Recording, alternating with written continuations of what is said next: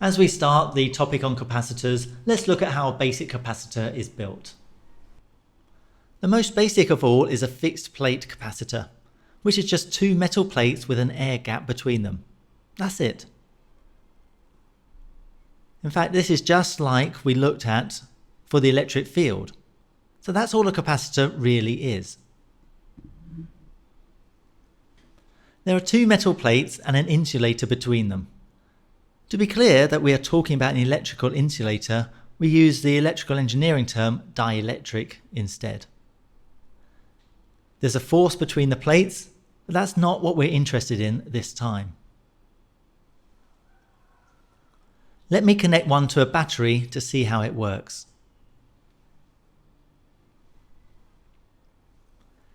Here's the circuit to start off with. We have a battery, a capacitor, and a switch. The positive terminal of the battery is on the left here, and we are going to consider electron flow. So electrons will carry charge from negative to positive through the switch once it's closed. So, closing the switch, the battery is able to start pushing electrons in this direction. Now, this circuit diagram for the capacitor is my favorite circuit diagram because it represents the capacitor perfectly.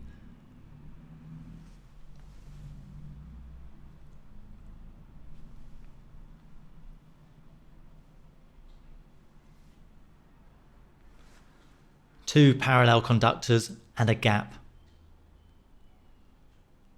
Electrons can't flow across the gap, so they get stuck here. The battery, though, it keeps pushing out electrons, and the electrons build up on this plate. There are charges on the other plate as well, so those are going to get repelled. As the negative charges leave the plate, the positively charged nucleus stays in place, so the plate becomes positively charged.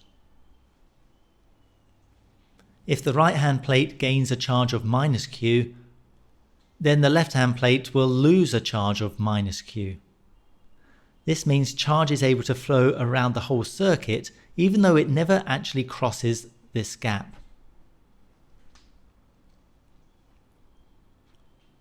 Now, we've got a lot of electrons on the plate now, and they're going to repel one another. They only have one way to go, back towards the battery. And the more charge that builds up, the bigger the push back. When the potential difference across the capacitor is equal to the potential difference across the battery, the two will cancel out and the electricity will stop flowing.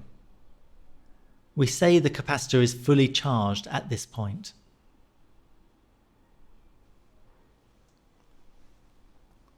Now, thinking about real-world physical capacitors, how could we increase the charge on the plate? Try to think of two methods.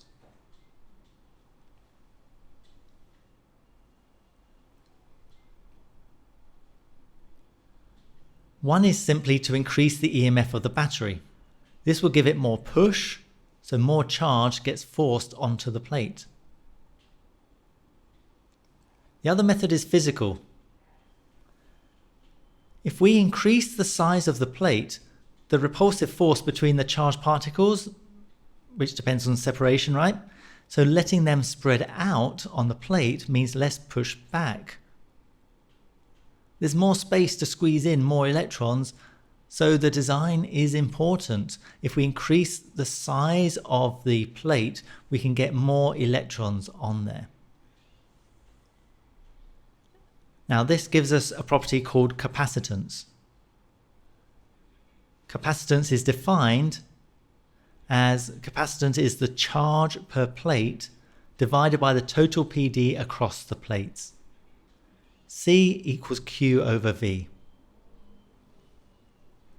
And capacitance has got the unit farad. And there you have the capacitance of parallel plates. We need to step up a little bit, so in the next lesson video we'll look at what happens with isolated conductors, which obviously will take us on to non-uniform fields.